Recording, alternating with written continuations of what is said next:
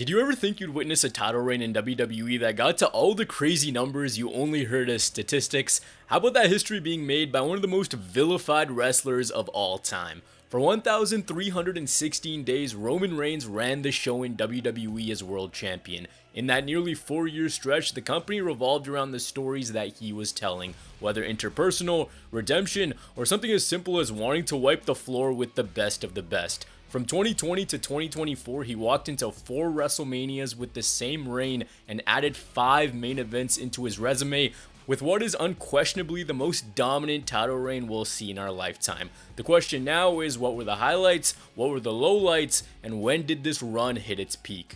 Think back to where you were in your life near the end of summer 2020, give or take half a decade ago, a year in which the world was in the middle of a global pandemic, you couldn't find a PS5 in stores, no one would stop talking about The Last Dance and the Tiger King. Meanwhile, WWE may as well have stood for world weird entertainment. Seemingly anything and everything that was pitched in a creative meeting was getting the green light. You want to extract an eyeball? Go for it. 30-year-old man and a teenager? Sure. Karaoke battle? Yeah, knock yourself out. Then you had the pay-per-views, each given some sort of over-the-top marketing lingo. The horror show at Extreme Rules, the greatest wrestling match ever at Backlash, and come SummerSlam, you'll never see it coming. And well, in more ways than one, you didn't see it coming. Bray Wyatt and Braun Strowman were awarded the main event spot with the Universal title up for grabs in a Falls Count Anywhere match. And please, do not forget this championship was in the gutter and then some, marred by controversial booking decisions, part-time champions, injuries, and storylines that brought the momentum of nearly every wrestler who held it to a screeching halt. Once The Fiend put an end to the match, he was blindsided by a returning Roman Reigns who had been away for 4 months at this point. He stepped aside to take some time away for his personal health and family and considered himself retired from WWE. It bears repeating, remember who this was. No revisionism. This right here was the character that got the most hated push of the 2010s. The golden goose of WWE management. A wrestler selected by the brass and jammed down the audience's throat harder than a Zdeno Chara slapshot. Backlash? That didn't matter. Constant refusal of the direction of the character? Yeah, you guys are the idiots for thinking that it's not working. Fans begging and pleading for him to turn heel? You could have started a riot and they wouldn't listen. In the back of our minds, there was always the possibility. What if? What if just once they let him do what his cousin The Rock did years and years ago and become a mega heel? Something far more authentic than yet another rehash of the smiley superhero character that we'd seen so many times already. What if? What if he just has one run? Where could that possibly lead him? As it turns out, the "you'll never see it coming" tagline made a lot more sense than we knew. Reigns came back, and the prevailing thought upon first glance was, here we go again. He's right back to his main event status, doing the same thing in the same gear, here to say the exact same catchphrases. You'd gotten so used to the pushback and constant reluctancy to turn him, even though his mannerisms were different and he was acting like a bad guy, you couldn't just assume with this company. Maybe it was just a one-off to reassert his dominance. As we now know, this was the night that everything changed. Then came the following SmackDown, just days before the next pay-per-view Payback, this one to be main evented by a triple threat for the Universal title. But before that, Adam Pearce had to get everyone to sign on the dotted line. Everyone did except for Reigns, who wanted changes made to the contract. A contract that he was going to run through his new special counsel, Paul Heyman. And this right here was the beginning of a new chapter, signaling that yes, he's a heel now, but with Paul Heyman, we're gonna raise the stakes just a little bit more. In the main event of Payback, Reigns didn't enter the match until Strowman and Wyatt ripped each other apart, signed the contract at the top of the ramp with steel chair in hand. There's a beauty to him holding that weapon, as that's what led to his demise later on. Came in, picked the bones, and within a matter of minutes was the new champion. Most of you know how wrestling works, you know how the formula is. You beat someone for their title, they want it back, that's usually your first program a lot of the time. That surprisingly didn't happen here. One of the most pressing questions was, what was this new character about? Paul Heyman laid the groundwork, saying that the pillars were family, tradition, and legacy. All 3 of these showcased in the years that followed. Also, This was no longer the big dog. This was now the tribal chief. It's funny how things work out because a day before SummerSlam, the Thunderdome was revealed, and when I think back to some of the promos cut in this era, it was the perfect canvas for this domineering villain to paint new stories. You couldn't have a mixed reception. They could control how the crowd responded, and the silence just added to the weight of how relaxed and comfortable Roman felt. Later on in this reign, it became the same repetitive, structured, empty-calorie promo. Acknowledge me, you ain't gonna beat me, I'm the greatest of all time. But here, that wasn't the case at all. When you have a new character like this, it's so important to hit the ground running. Firmly establish who they are. When he met his cousin Jey Uso, that's exactly what happened. He won a fatal 4-way match to become #1 contender. At the time watching this, my thinking was there's an easy story to tell. The history is right in front of us, but it'll probably be another rehash of the can they coexist type beat. For a long time, this company was guilty of wishy-washy storytelling. They'd do one thing one week, and then 2 weeks later, it would be like it never happened, and you were the one who was dumb for expecting a payoff for watching the product. Right now, when you look at the bigger stars in the company, their strengths and weaknesses are up for your interpretation. You can make out their motivations yourself. It's a choose your own adventure with things that happened months ago really mattering. Those deep characters started right here when Reigns became the gaslighter of all gaslighters. He told Jey that there was no way he could win the title because the family depended on him to be the provider. To his face, telling him that he's proud, but behind his back knowing that Jey is too immature and that he'd have to send a message one way or another. We saw the history of the Anoa'i family, the sum of things being that Roman was destined to be a god, while Jey was right where he should have been, a tag team wrestler and nowhere near the tribal chief status. This capped off by telling fans that the upcoming match would be fought with honor and pride. It was not. I've already done a video talking about Jey's entire arc, so we're not going to go through everything beat by beat. The whole basis of this was essentially spinning Jey against himself, showing that his will to fight for his dreams was no match for the mental manipulation of Roman, taking that same fighting spirit and lending it into the champion's favor, brainwashing him, using his own family, attitude, will, and respect against him. Roman, now without the vest, dominated the match, but Uso continued to hang in there, with the champion eventually sinking as low as he needed to. He demanded to be acknowledged as the head of the table, but the man on the other side was too prideful and wouldn't say it. Jimmy came out to throw in the towel, unable to see his twin in pain, and that's how we go off air. This right here was the birth of Acknowledge Me. I remember watching this and thinking that it's been a long time since I've seen something as compelling as this. There was an uneasiness to the match at points, and by hitting on a story that was unrelated but related to the championship, it propped up how much that title meant. One thing about Roman during this run was he was a tactical heel. He wasn't just evil for the sake of evil. His every move was meticulously plotted out. Look no further than the SmackDown after Clash of Champions. Knowing full well that Jey was far too prideful to let things be, he pushed a match onto him with far greater consequences. An I Quit Hell in a Cell match. Seeing that he could devise a sinister plan to embarrass him in dominant fashion. And that's one of the best parts of this early run, is all those little breadcrumbs that both of them left behind. In this Jey arc, Roman told him that he loved him more than his own brother, psychologically draining the minutes younger twin. It's here where the melodrama and theatrics engage the viewer. You could see the true intentions on both sides. Jey, a character fueled by always being left behind, wanting to finally prove that he could get to the top. Roman, someone who wanted to rule through Machiavellianism.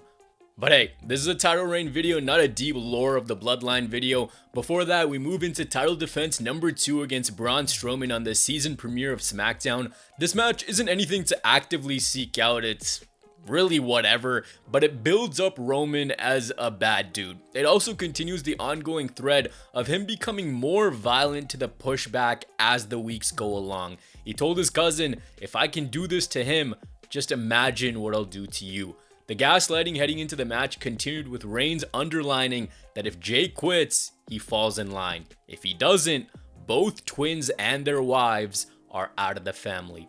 This was the opening match at that year's Hell in a Cell pay-per-view, and a lot of the match is slow and methodical. Roman lapping Jay and Uso absorbing the punishment. A gripping story is told on this night, with dialogue and hesitation, bookended by Roman's superficial tears when Jimmy comes out to protect his brother from getting steps dropped onto his head, and using everyone's real names to get Roman to remember that they were family, telling him that whatever he was going through, they could fix it.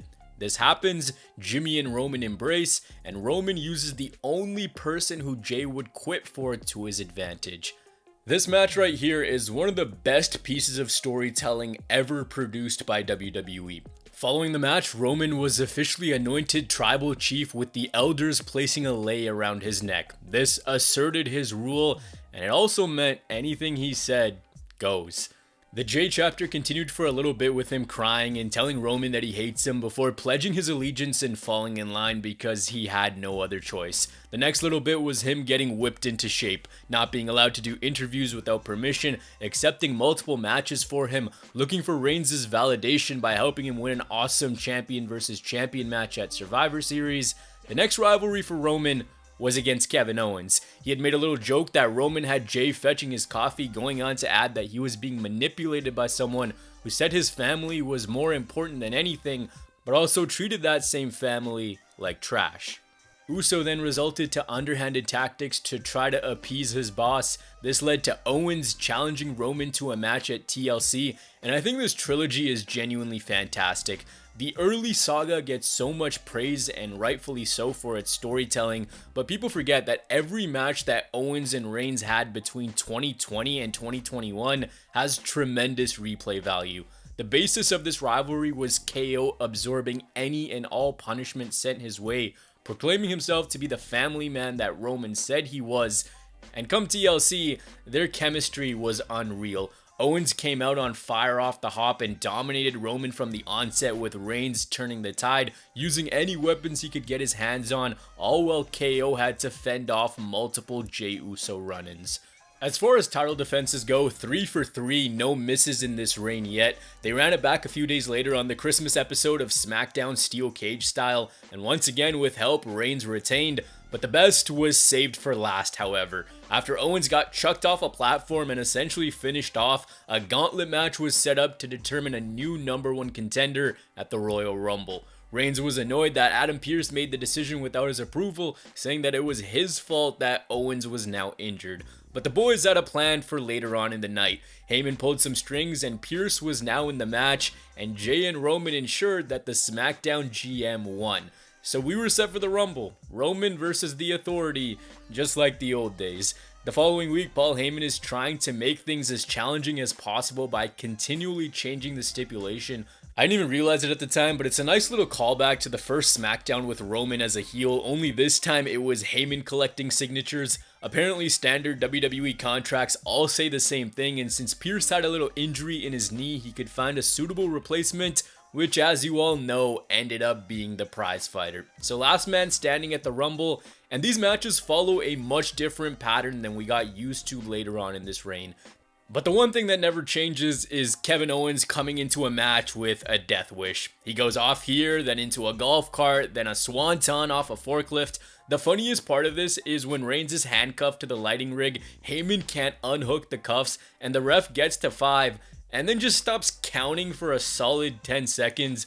Owens gets choked out, and the head of the table continues to reign in yet another fantastic matchup. Seriously guys, this is easily the most underappreciated work of this entire title reign. All 3 of these matches are a blast, and the character work and continued thread of family on both sides is awesome.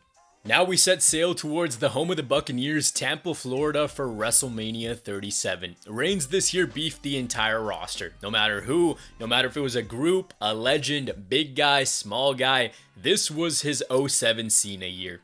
After the Rumble, he gave Edge the ultimatum that he wanted to be acknowledged as the main event of WrestleMania, but Edge didn't make a decision just yet. He lived true to his nickname, and he was going to wait for the dust to settle at the next pay-per-view and then make a pick. The following week, a chamber match was announced for the Universal Championship, but Heyman was able to help his boy out of hot water and make it an elimination chamber match for an opportunity at the title, with a match for that championship happening right after. In this reign, you had TLC matches, last man standing matches, bloodline rules matches, but Reigns defending in an elimination chamber match surprisingly never happened. Bryan won the chamber, then got destroyed in under 2 minutes by Roman, even though for a brief second he had a glimmer of hope. So as of now, rankings wise, this is easily the worst defense in terms of quality, but this was a bridge to something bigger. A bridge to the WrestleMania main event, which for a short period of time was one-on-one against Edge. Bryan didn't think this was fair and wanted a rematch at Fastlane, which he earned after beating Jey Uso in a steel cage match, all while tensions continued to rise between him and Edge. Bryan made it clear that he could change the Mania main event, and this may be his last shot ever at it, and he needed to do everything in his power to make that dream a reality. All while the Rated R superstar was annoyed that he went 1-30 and had his one-on-one opportunity taken away from him. What was Reigns doing in all of this? Well, he would come out every week and belittle anyone in front of him. In this case, he told Bryan that he loved the business, but he didn't need it, continuing to prop himself up as the top guy, saying that everyone needed him and that he'd rather die in the ring than tap out to someone like him. The story going into the pay-per-view was Edge wanted to prevent any funny business from happening, so by beating Jey, he became the special enforcer, while Bryan claimed he'd make Roman tap for the first time in his career. Speaking of first time evers, in 2015, it was these two who main evented the inaugural Fastlane. If you remember, that was a great match. A few years later, and well, not much had changed. Again, this didn't start off with 6 minutes and 43 seconds of taunting. They went right at it, and match-wise, similar to the three Owens ones, this won't get its respect. It doesn't have the big stakes scene later on. There's no crazy spots, but you did get the classic ref bump. Edge came in, made the count, and eventually with everyone out, Bryan catches a spear into a submission, Reigns taps in the slightest, ref doesn't see it, Edge gets laid out, Roman barely survives, and our setup to WrestleMania was now complete. I'm not going to be one of these guys who pretends that this is the match I wanted just because it ended up being a classic. I wasn't a fan when this got made a triple threat. To me, Bryan felt shoehorned into what should have been a one-on-one dream match, but I was wrong. I also remember thinking that this was Edge's time, just because it made way too much sense. Night 2 was to the day the 10-year anniversary of when he was forced to retire, and what a story you had going into this. All of them had faced some sort of personal hardship to get back to this point, and reaching that mountaintop, holding that Universal Championship felt like the most important thing ever. That title felt like the #1 prize in the company. The question now was whose destiny would prevail. Reigns, for the final time in front of a crowd, came out to the Shield music. 3 men in that group, 3 men in this match. If you look at the 4-year spread of WrestleMania main events Roman had to close out the show, 37, classic. 38, absolute dud. 39, classic. And 40, also a classic. Going 3-1 is pretty damn good, and this match was just so chaotic, and that's what made it so fun. Every moment something was happening, and they sucked you into things with how much all of them said that title meant. Anybody could have realistically won, even though Roman and Edge were the two likeliest.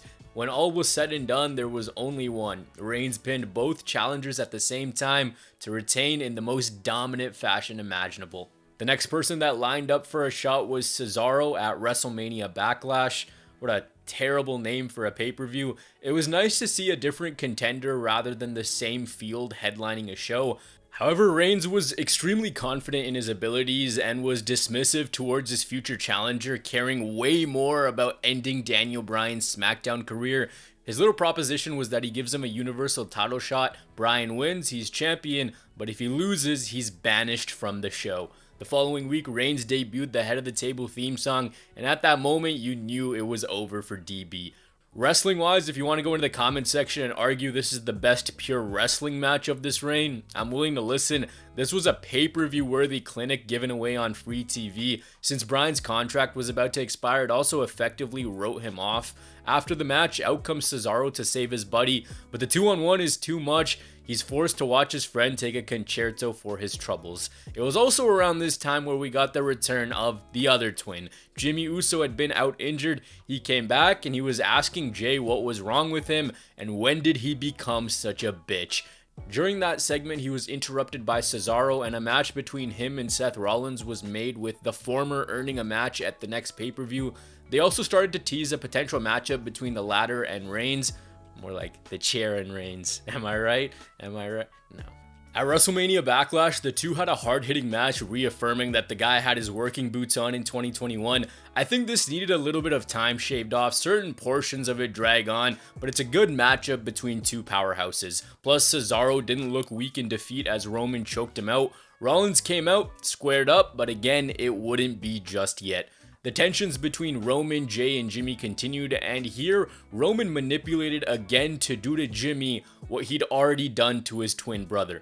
With Jay already brainwashed and listening to his every command, Roman, seeing that he might listen to his older brother, tried to spin them against one another, calling Jimmy Jay because it wouldn't matter which twin is which again. In this, the Usos get a tag team title match against the Mysterios, which they don't end up winning, leading to Roman interjecting. After Reigns drops Dominic, a brief Rey Mysterio feud kicks off. So Jay's loyalty is at a crossroads, and this Mysterio chapter is more so a setup to get the tag team championships off of those two and onto the Usos. For some reason, I guess Reigns didn't want to work the Hell in a Cell show, so 2 days before the actual event, these two compete in that match type. Comparatively speaking, it's a weaker title defense, but it's still fine. I really want you to keep this Jimmy Jay saga in mind because it's Jimmy who sees that his twin brother is being used by Roman, and later on in this story there's parts that don't align with the original ideology he had here. SummerSlam 2023, I'm looking at you. Edge returned after being murdered at WrestleMania 37. He'd been out selling the concerto he took and was now back to claim what was rightfully his. This one coming at Money in the Bank, another top tier match, a dream match come to life. Plus the added weight of this being the return to pay-per-view with fans. Again, I feel like it's just a little bit long, but nonetheless great. Edge lost because of Seth Rollins' interference, who was upset that he didn't win the Money in the Bank, and more so that he didn't get a championship match against Reigns. This led us to the Rollins and Edge trilogy, which is personally my favorite WWE feud of the past 10 years. But to end the show, the GOAT was back. John Cena returned, and it was time for the face-off between generations. That era's top guy versus this era's top guy.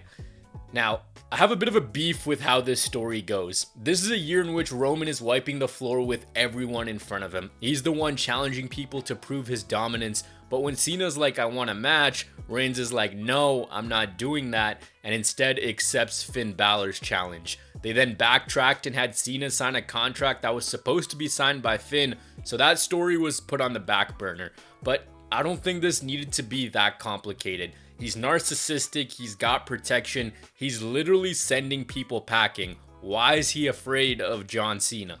The other way they made this less exciting was on the night before SummerSlam SmackDown. Roman said he'd leave WWE if he lost, so you knew that wasn't gonna happen. You knew not even in the slightest, being on the run that he was on, was he going to exit the company. Part of things is your suspension of disbelief that anyone can win, and they frame this as John Cena is back from his movies, but he might win his 17th world title at SummerSlam, we'll see. Also, Cena looks a little goofy in this because he's like, wow, Roman, you really suck. You have to keep changing your character because nothing you do ever sticks, even though the current iteration of the character was finally sticking. Nitpicking for sure, but it stood out to me. Match-wise, it's alright. Cena had to work that conservative style because of his shooting schedule, and I guess the 1-2-3 thing made sense since Cena wasn't going to do anything flashy. The story of the match was that Cena could end it and become a historic 17-time world champion within the blink of an eye.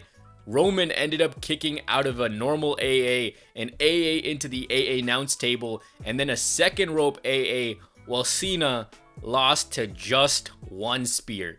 That's all it took. The result was never in question, and seconds after Reigns won, Brock Lesnar returned. Now we geared up for the Paul Heyman Bowl. Reigns beat Balor a few weeks after SummerSlam on SmackDown. Build-wise, this wasn't anything dazzling. You had a refreshed Finn coming back after doing some great work in the dying days of the black and gold NXT. Once he beat him, the red lights went off, and we knew within a matter of time it would be Demon Time. That was going to happen at Extreme Rules, while the other match being built up against Lesnar would take place a month afterwards at Crown Jewel. Anything goes for this. There's a nice little callback with Finn using a low blow kickout following a spear. After a coup de grace, the Usos save Roman. All hell proceeds to break loose. Then, suddenly, this red light takes over the arena and Finn starts throbbing, pulsating, flopping like a fish, and this red light, I guess, has awoken the demon. His theme song is playing in the back, and this is giving him some sort of mystical, magical, god-defining powers. I don't understand what in the 2K story creator cutscene this was. You're led to believe that Finn's about to win. He goes to the top rope, which perfectly collapses to the minute second that the red lighting stops. Spear, 1, 2, 3, that's it. Good match, goofy ending. That was it for Finn. We never found out why the rope snapped, who was behind it. Why was Balor pulsating like that, even though it never happened before or after? But we were told that God ended up intervening in this matchup. After this, we had a 1 month build to Crown Jewel with the themes already mentioned. Is Heyman with Brock? Is Heyman not with Brock? What's he going to do? Is he going to screw over Roman? The Crown Jewel match I thought was solid. This topped off the best Saudi Arabia pay-per-view to date. It had you questioning where Heyman's allegiance truly lied, but we never got a definitive answer. He threw the title in the middle of the ring and said you know what to do with it without us knowing who it was intended for. Reigns blasted Brock with the title and retained after some Usos interference. Following this, Lesnar was suspended in storyline. Meanwhile, Roman beat up King Woods for a little bit since it was going to be Big E and him at Survivor Series champion versus champion, which he again won. Beat Sami Zayn in seconds, who had won a battle royal to become the #1 contender on the same night that Lesnar's suspension was lifted. You could tell that they were adamant about stretching Lesnar and Reigns for another match or two because Roman had fired Heyman after he told him that he was protecting him from Lesnar. The big storyline element was Heyman was contemplating retirement after being fired. Match number 88 between these two was supposed to take place on the first ever day one. We were told that Roman contracted COVID-19. The main event was off the table. Brock Lesnar instead went on to win the WWE Championship, leaving things a far bigger mess.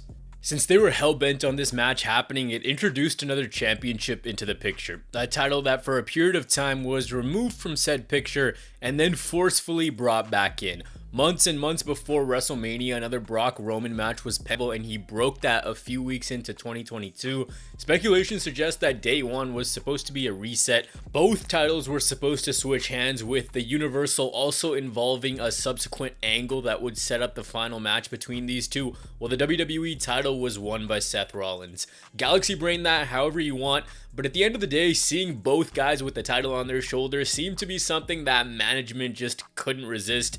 Days after the event, Roman was on SmackDown teasing another match with the Beast, while Paul Heyman was back with Brock flip-flopping more than Prime Big Show.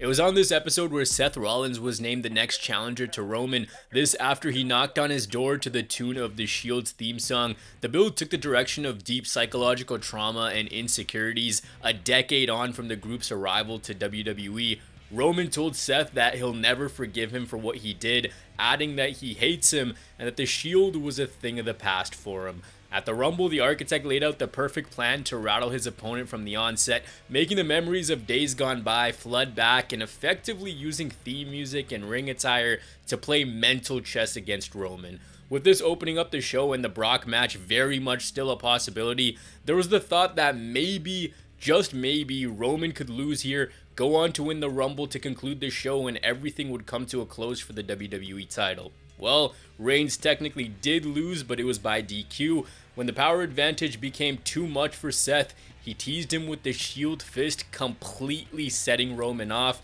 beating him into a pulp, locking in a guillotine, with the ref begging for him to let go of Seth. His answer? He won't allow me to let go. Seemingly also getting closure by taking that same steel chair to Rollins' back. But as you guys know, no matter how hard you try, Sometimes you just never get that closure. Later, Lesnar took on Bobby Lashley with the WWE title up for grabs, and more backpedaling took place. Reigns interfered, struck the Beast in the face with the title that was handed to him by Paul Heyman. Brock loses that championship. Heyman is back with Roman just like that. Brock wins the Rumble. The night after, he's announced as a participant for the Elimination Chamber WWE title match, and also selects the Universal title as the championship he wants to go for after winning the Rumble. Reigns had a stopgap defense against Goldberg at Elimination Chamber. Clear precedence for this, since this was supposed to come to us before Roman took his leave. Lock up, little brawl on the outside. Goldberg spear, Roman rock bottom, Roman Superman punch, Goldberg spear, failed jackhammer, guillotine. Reigns wins, Goldberg passes out. That is literally the entire match. Brock wins the chamber to cap things off, and we were headed towards what was labeled the biggest WrestleMania match of all time, and what I thought was finally going to be the finale. After all, this was the hat trick in these guys' WrestleMania story. It's so strange to see the dynamic of how WWE saw this versus how the fans saw this rivalry. I understand why they did it. There's mass appeal having two whole rivalry, but this was just a finisher spam. They put on a dud. Roman now had both world championships once WrestleMania came to a close. You guys know very, very well, when you unify titles, it never goes well. Never. One show always ends up suffering, and within a matter of time, they have to hit the undo button. Post WrestleMania, they really started to prop up the numbers, and it became an obsession over chasing those numbers. Raw took a major blow, and once Cody went down with injury in the summer of 22, it was rough sledding on Mondays. Plus, Roman had negotiated a new contract that had fewer dates on it. I'll let Seth Rollins take things over for a little bit. After WrestleMania 30, whatever it was, I don't remember anymore. What city was it? Dallas. 38. Yeah, we were in such a garbage place when they unified the titles. It was like there was such a low ceiling for everybody. We didn't have the two titles. We didn't have a way out of getting the titles separated. It was like we could not get that done. We were just, there were so many, every suggestion just had a wall in front of it. It just couldn't get done. It was hurting the rest of the roster to not have anything to go for. That wall that he's talking about is Roman having both championships. How do you end the most dominant reign in forever anywhere but WrestleMania? How do you take one championship off a guy that's dominating the entire roster? I'm not saying that they should have booked Roman to start handing out title defenses like candy on Halloween. There's a brilliance to being an attraction wrestler because your stories have that much more weight when you show up. I just wish that 2021 consistency was kept up, especially in 2023. I actually think from SummerSlam to when he lost it at WrestleMania 40 was really bad. Very pedestrian, coasting on by with no relevant opponents, locked into the exact same uncreative finish every single time with the same match structure. The shows were so much better when they centered around Roman and what he was doing on the night. This, however, was not the final days of his championship run, though. WWE still had a ton of magic up their sleeve. Following a defense against Matt Riddle, the final encounter between Lesnar and Reigns was set up. SummerSlam, last man standing, and hopefully last time ever. This match right here is up there with some of the best main events ever. I think it's an absolute classic. The brutality, the memorable tractor ring lift, the vibes of Nissan Stadium. This thing was a masterpiece. Another notch into the spectacular category for this run. Shortly thereafter came another entry onto that list. Next up came Clash at the Castle 2022 against Drew McIntyre. McIntyre was built up as a more than formidable challenger, a challenger that should they have chosen to end things here, I don't think many people would have been upset. This story had been revisited a couple times. Roman and Drew had fought at Survivor Series, and then in a tag match at WrestleMania Backlash, which is still a terrible name for a pay-per-view.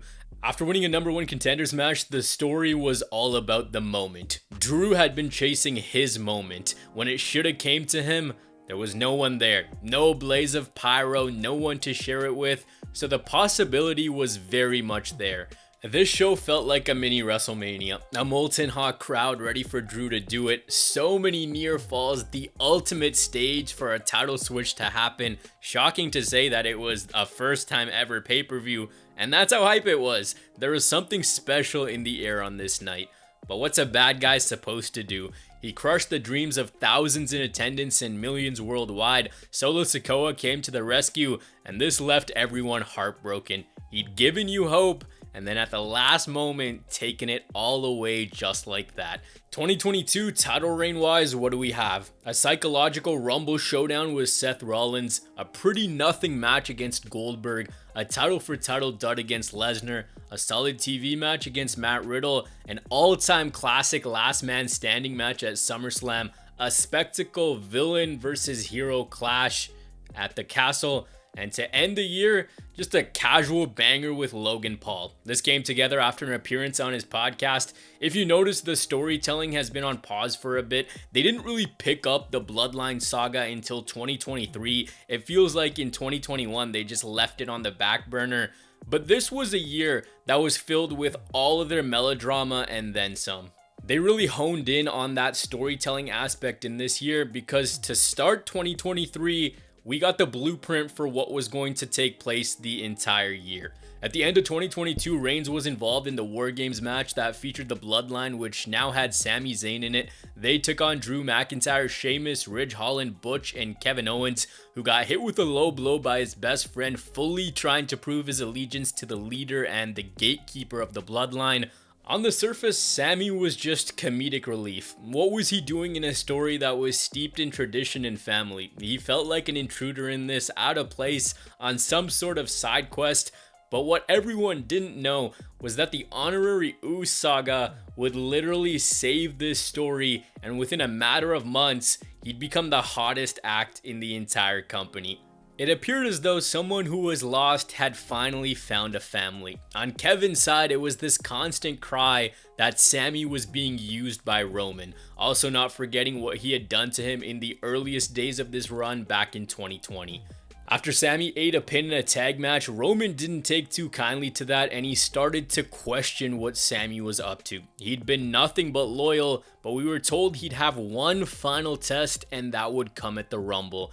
The match is just a device to get to one of the most iconic WWE segments. In the overall space of things, it's weak and a match for the sake of a match, but what came next was top tier. After Reigns retained, the Bloodline laid into Owens, handcuffing him to the ring ropes, and then Sami was given his final command. Prove that Owens truly meant nothing to him. Once and for all, put all the doubt to rest. He didn't and couldn't. Instead, Reigns got struck in the back with a chair, and the decibel meter of this crowd reaction tells you everything you need to know. This one segment set up Sami's exit from the Bloodline, Jay and Sami's complex friendship, Roman's continued steel chair trauma, and Jay's choice between family and friendship. While watching this, my dumbass thought that The Rock was going to come out and help Sami. There was speculation that Rock versus Roman would finally happen and it would take place in LA, and apparently it almost did. About in the beginning of 2022, Nick Khan, who we know, Friend of ours, shout out very Nicky. good friend, long time, for years. Dog. Yeah. He's the man. He was very instrumental in bringing Vince and I together. We all flew to LA. We met, we sat. This is the beginning in 2022. And we broke out Terramana. We toasted life, toasted the business we love. And about an hour later, we started talking about the potential of what this match could be between myself and Roman Reigns headlining WrestleMania at SoFi. And we shook hands and we hugged right there, all three of us at the table, and said, let's do this. And so the North Star, though, so then we had a year to really think about this. Yeah. So the North Star thought was, okay, let's not do something good, let's not do something great, let's do something unprecedented. And it was in what can we create for the fans that has never been done before. A match, great, amazing. We can have the match, but the bigger thought was, what can we do for the fans in this business that we love that will, where WrestleMania isn't the end of something, it's actually the beginning of something bigger. Got it. So what happened? So we got really, really close, but we couldn't actually nail what that thing was. As you guys know, WrestleMania 39 was instead Cody and Roman. At the Rumble, Rhodes made his return from a torn pectoral to win the match, and our end destination was clear. Or was it? Before we could think of that came Elimination Chamber in Sami Zayn's hometown of Montreal. I think as time goes on, it may be forgotten that there was a heavy push from a portion of the audience for Zayn to be the one that ended things after he stood up for himself. There were so many gymnastics being done at this time. What if Sami just wins one title and Roman keeps the other?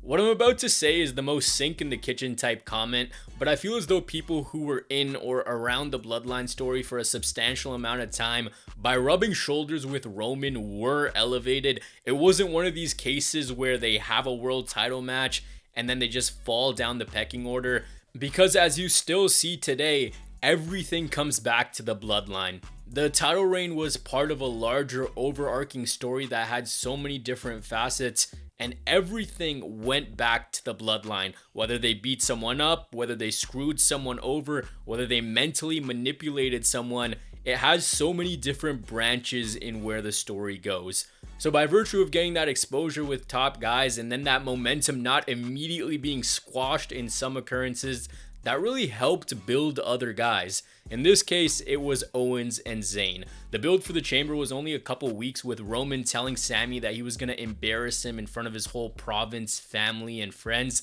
This night was, again, electric. For fans in this era, I feel like once they grow up, a lot of them will equate this to how I do with Cena and RVD at One Night Stand. The crowd going ballistic for one guy, and then with a fiery passion despising the other, continuing to kill another dream, all while slowly advancing storyline elements. This Montreal versus Roman sign tells you everything you need to know.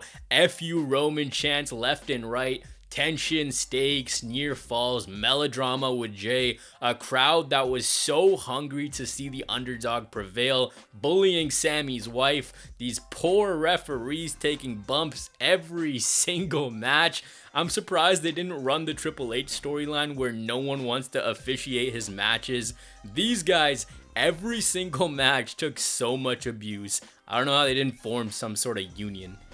Anyways, as a fan, you live for these types of nights where you can immerse yourself in a story like this. This was just such a special night. Now it was on. The battle of two of wrestling's royal families. Reigns, Rhodes, everything on the line. It was the guy who was holding things down for the company against the man that fans wanted to see as the next one up. Cody, on his pursuit to finish the story and win the WWE Championship, get to the mountaintop, and what better way to do it than against the face of the franchise who wanted to continue to prove that he was the dynasty and he wasn't ready to give up the kingdom just yet. By the time we got to LA, Reigns was so close to the 1,000 day plateau, so you had that possibility. There was that 50-50 split on who would cap off the show as world champion. Very few times do you get a face-off between 1-2 punches like this, and everything aligns perfectly. They have a great story, fantastic in-ring chemistry, and the winner is up in the air. On one road, it was history. On the other path, it was the perfect guy to end what at this point was already one of the most dominant reigns in company history. The match is another one that defines this 1,300 day run. Everything about it is amazing. The entrances, the ring introductions, the location, how both guys were in lockstep on that ring canvas. This, in my book, is a 5-star classic that again at the end left a certain portion of the audience heartbroken as Roman was booked to take the win once again. I was one of these people who thought it was pretty obvious that Cody should have won because it felt like the right decision. In hindsight, I didn't know that Rhodes' popularity would be at an atmospheric level the next year. For some fans, this felt like a short-sighted decision where WWE was hunting history rather than making the easy and obvious choice. At this point, you knew that Roman wasn't losing for at least another year, and also, how was WWE going to capture lightning in a bottle all over again? To play devil's advocate, the counter argument was that this was Cody's 4th pay-per-view match. How does someone who's been on the shelf recovering just beat God himself? One night before this, the Usos lost the tag team championships to Sami Zayn and Kevin Owens. With that happening, tension started to mount between those within the bloodline. The twins were bullied by Roman, slowly grew a set and turned on him. This after they became the longest reigning tag team champions of all time. What made Roman so special as a character was the manipulation, what he was as a character. I'll go on record to say that a top guy in WWE has never had this level of depth and told a story like he was at any point. And I also want you to remember, it was Jimmy who turned first, with Jay eventually knowing what side he stood on. The Summer of the Bloodline was huge. I enjoyed the segments, the monstrous pops they got wherever they went. At Money in the Bank during the Bloodline Civil War main event, Roman Reigns was pinned for the first time in 4 years. The man to do it? Jey Uso. Realistically, another guy who story-wise could have won the title. Starting and ending with the same man made a lot of sense. It was on at SummerSlam. Tribal Combat, Roman's title, and his Ula Fala up for grabs. Then there's the match, which is a slog to sit through. Far too long, not enough action in the nearly 40 minutes it went on for. I really think it was a major letdown. There's people who try to be contrarians just for the sake of things. I thought that maybe the first time I watched this in Detroit, maybe it just didn't hit, maybe I was tired.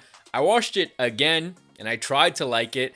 Now I've seen this thing for a total of 4 times, and I can't in good faith give this match any benefit of the doubt anywhere. The pacing is off, the match is bland. There's interference, even though we were told that there would be no interference from anyone in the family. Add to that the ending felt like the Bloodline story had officially jumped the shark. On your screen is the very definition of jumping the shark. Remember earlier when I told you that Jimmy was extremely reluctant to join Roman? Well, here he cost his own twin brother the match, when he was the guy who was telling Jay in 2021 that he was better than Roman. Plus, he was the guy who rattled Reigns' cage first by kicking him in Saudi Arabia. This doesn't age well at all. The reason they justified for this was that Jimmy didn't want his brother to become power hungry like Roman while still being aligned with Roman the whole way through. It would have made way more sense if he ditched the group altogether. After this, Roman's appearances were again staggered, with his final title defense of 2023 coming 3 months after SummerSlam at Crown Jewel. This one was against LA Knight. He said that in the time that Reigns was gone for, he took off in popularity, which was true. The match was fine, but again, the result was never in question, just like at the Royal Rumble. This one, a fatal 4-way. Roman and the Bloodline had made way too many enemies. You had a returning Randy Orton, AJ Styles, and LA Knight. Good match, could have been a lot better. For the second straight year, Cody Rhodes won the Royal Rumble and pointed at Roman Reigns, so it looked like a year of running back the Cena downfall storyline was all going to culminate with Cody taking away the title from Roman. A few weeks before this was the Day 1 Raw, where the Great One returned and just as he was finishing up, asked if he should sit at the head of the table. So Cody won the Rumble, pointed at Roman, and then on the following SmackDown confronted the greatest champion of the modern era and told him that he's coming for the title, but not at WrestleMania, giving up his shot at redemption for The Rock, and this blew up online. A large portion of the audience felt like Rhodes was being shunned aside for another Bloodline match, meaning 2 things. 1, it would be for the title, and 2, the result would be Roman holding the championship for at the very least another year. While the guy who was making the towns, putting in the work, would have to wait a lot longer if that even happened at all. The hashtag #WeWantCody took off, fans mass disliked the video on YouTube, and it was a mess for WWE. The brilliant part about messes is they can be cleaned up. WWE pivoted and used the 2-night WrestleMania format very effectively. This story really kicking off at the WrestleMania kickoff. Roman and Rock wanted to pay tribute to their heritage and have their match. Instead of taking the animosity angle, they spun this as a power trip between 2 of the company's elite, all while Cody Rhodes was left at a crossroads. While the decision was being made, Seth Rollins made an enemy out of The Rock as well, so after Cody didn't choose the World Heavyweight Championship at the press event and insulted Roman's family, also directly insulting The Rock's family, we had much more conflict. Rollins told his former enemy that he was uniquely suited to be his Shield at WrestleMania, and you started to ask yourself, what does that mean? After all, rewind to 2 years before this and the hatred that these two shared for one another. The Rock in all of this went from the Great One to the final boss. There are not enough words in the English vocabulary to describe how awe-inspiring this character reinvention was. Rock went back to his old ways of ripping into the crowd, having zero F's to give, and calling everyone who ruined the dream match Cody crybabies, exercising his political power as a recently joined TKO board member, having also come into conflict with Triple H at the WrestleMania XL kickoff event. WWE tried to make this feel as authentic as possible, and I feel like they really achieved that goal. This build up to WrestleMania was magic. Remember earlier I was like, how do you capture lightning in a bottle twice? Well, they seemed to do it better a second time than they did the first. Rock and Cody had such a fantastic dynamic between the two that at points Roman felt like he was getting little brothered and these two were the main event. I can't exactly tell you what the original plans were, if I'm being honest. There's way too many contradicting reports out there about what the initial plan was, what Cody was told, what Rock wanted, what Roman wanted, so we're just gonna look at the storyline mainly. You had The Rock return back to his $500 shirt era, join the Bloodline, and even acknowledge Roman as the head of the table. Plus, Rock, while raising his finger in unison with the rest of the Bloodline, transitioned it into an L. Also making you wonder, is this whole thing some masterstroke to screw over Roman? Cody challenged Rock to a one-on-one match, with Rock rejecting and countering with a tag match, him and Roman against Michelle's baby boy and the World Heavyweight Champion. And a nice touch in this is, since throughout the reign there were so many interference finishes and Roman had a whole group behind him, they made the stipulation that if Cody's team wins, then the Night 2 match will have no interference from anyone in their group, but should The Rock's team win, it'll be Bloodline rules. Later, Cody was told that if he doesn't win, then that's it. He'll never get another shot at the Undisputed Championship. And for good measure, how about introducing Rhodes' mom into the picture, giving us a Rock concert, and then leaving the American Nightmare a bloody pulp? On the Raw before the big show, Seth Rollins said that he always has a plan B. Take into account the World Heavyweight Championship work rate run was, in spite of what Roman was doing, a championship created because of his dominance and the visionary wanting to be everything that his former Shield brother wasn't. After all, think back to Royal Rumble 2022. Seth Rollins was someone Roman had a tough time overcoming, but there's the old adage that some people never change, they just find new ways to lie. WWE threw in the curveball by having him mention that there's always a plan B, all while he had a massive threat chasing after his championship in the form of Drew McIntyre, plus a legitimate knee injury. Going into WrestleMania, there were so many questions. Would Seth turn? Would Cody do it? Somehow, even after acknowledging Roman, would The Rock play a factor into this? Who was going to show up during the Night 2 main event? So many questions, and in a matter of days, they were all answered. Lincoln Financial Field, April 6, 2024. Roman Reigns walks into his 4th WrestleMania straight as champion and main events for a record 9th time. Kinda ironic and fitting that the guy who was born the year of the very first edition of this show goes on to hold the record for most main events.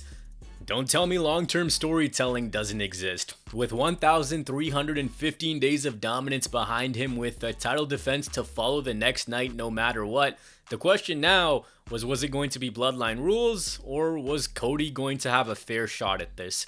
To close out a cold night in Philly, these 4 men took over and created magic. The babyface team did everything in their power to take it home. Seth Rollins didn't turn, but as we all figured, this match was going to end up being Bloodline rules. Cody was pinned by The Rock to make things official, with Michael Cole adding the exclamation point that Rhodes was screwed. We all knew the following night would be a movie, but not in my wildest dreams did I think they'd be able to execute the end of Roman's title reign perfectly. There was already a heavy emotional investment in this, and somehow Cody and Roman managed to replicate, or depending on who you ask, even exceed what they did the previous year. You had the Samoan Mafia boss who had hit a level of excellence that you'll never see again. Then you had the underdog ready to overcome the odds.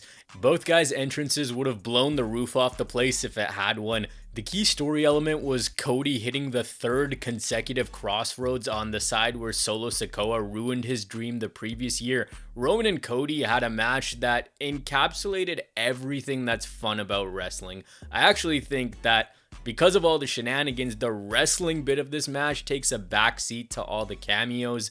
They truly have chemistry that's that good. First, Jimmy ran interference and he was picked off by Brother Jay. Then Solo came in and he was neutralized by John Cena, who was confronted by The Rock. So just like planned, the final boss was here to send Cody's story up in smoke. But then the Shield's music hit. I know some people were so immersed in this that they thought this wasn't Seth Rollins, but it was. At that very moment, the king of jungle movies was about to attack. Rollins proved true to his point. He took a bullet for Cody, having already gone through hell in a tag match the night before, also losing his World Heavyweight Championship earlier that night. And Seth was the embodiment of lose it all to gain it all.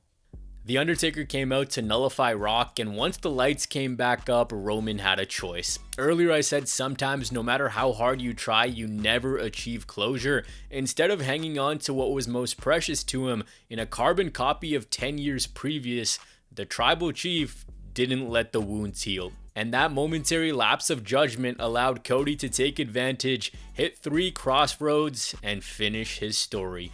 The way this title reign ended was one of the most memorable matches and subsequent moments of all time.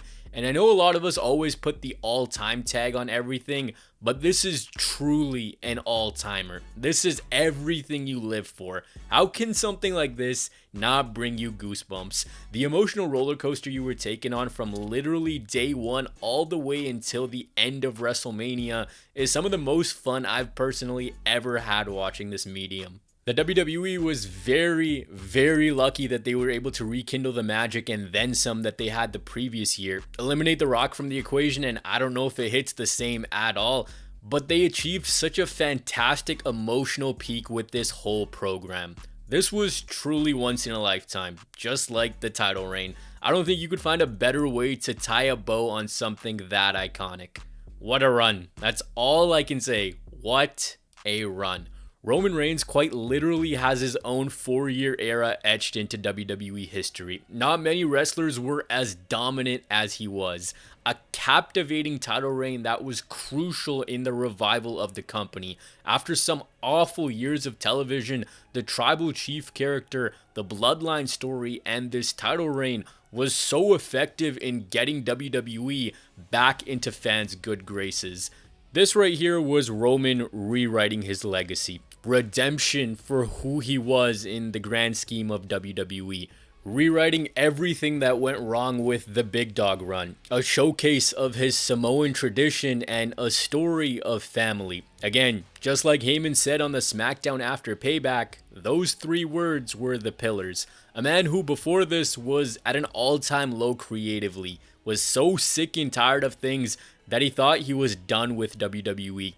Came back and was the key cog in the defining story of his generation, helping both Solo Sikoa and Jey Uso become stars, all while the chaos the Bloodline left behind continued to fuel storylines. And yeah, I understand the criticisms of the final year and the reliance on the same finish, the same match structure. The people who are saying that are completely correct and justified. It was a slog to sit through, but when you really look back at it, there's far more hits than misses.